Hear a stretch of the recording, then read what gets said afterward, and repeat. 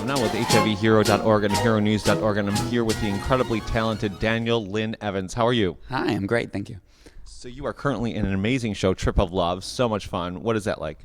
It is a blast. It is some of the most fun I've ever had on stage. It's sometimes hard to find a musical where you're just really just dancing your heart out in every single number every time you step on stage. So it's really nice to be fulfilled like that just as a dancer. Trip of Love. This exhilarating new musical takes audiences on a 60s journey through song and dance and features 28 chart-topping hits, including White Rabbit, Wipeout, These Boots Are Made for Walking, California Dreamin', Downtown, Venus, I Saw Her Standing There, Moon River, Girl from Ipanema, and more.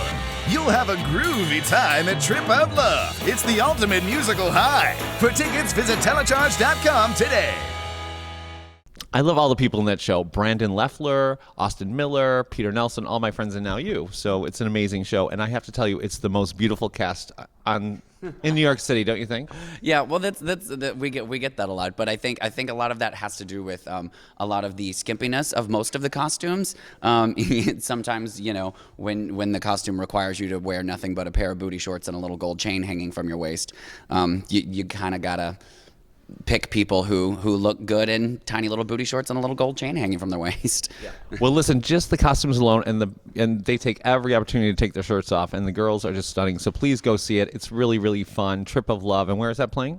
At Stage 42, located on 42nd Street between 9th and 10th Avenues.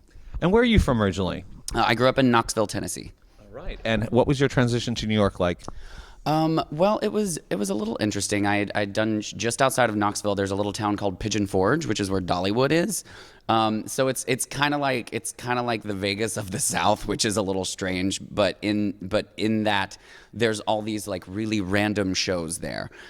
So I kind of grew up seeing those shows and then started doing those shows in high school, and then just decided it was time to save my money and move to the city and do what I really wanted to do, which was musical theater. That's amazing. And how did you get your start in New York then? I started my first show after I moved to the city. I was doing Beauty and the Beast, and I did that at the Westchester Broadway Theater. And so I did that the first year that I lived here, and so that's how I joined Equity and then got into where I am now, I guess.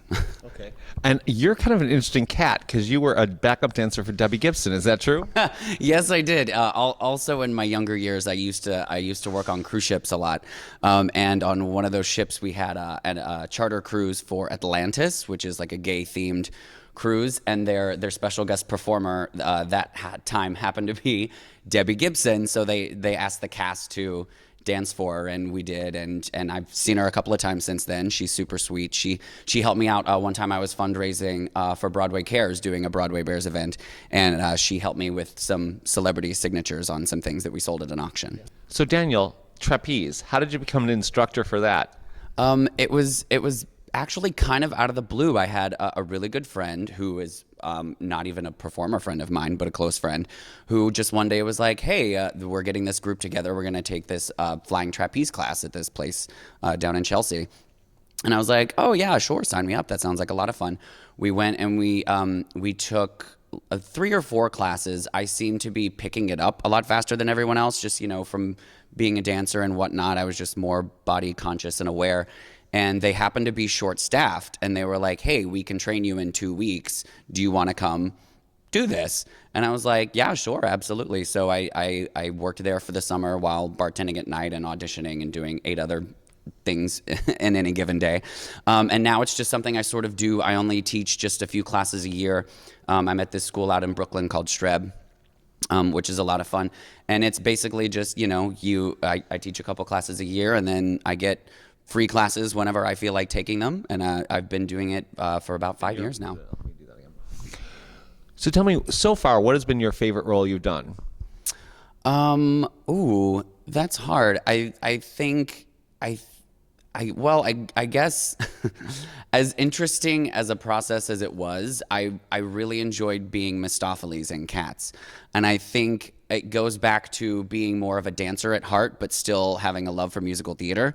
So with the shows like Cats and A Chorus Line and Trip of Love, like I'm doing right now, where the dance really does drive the shows, I think those have always been like the shows that I've done that have held more personal connection for me.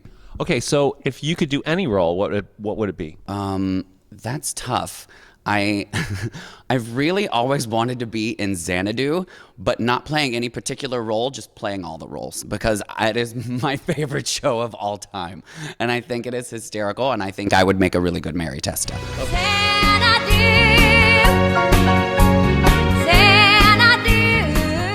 Here you have 15 seconds to audition right now. Go ahead. For Xanadu? A million lights are dancing, and there you are, a shooting star, an everlasting world, and you're here with me eternally. There, he's hired. Okay, so Daniel, tell me, what is something that very few people know about you?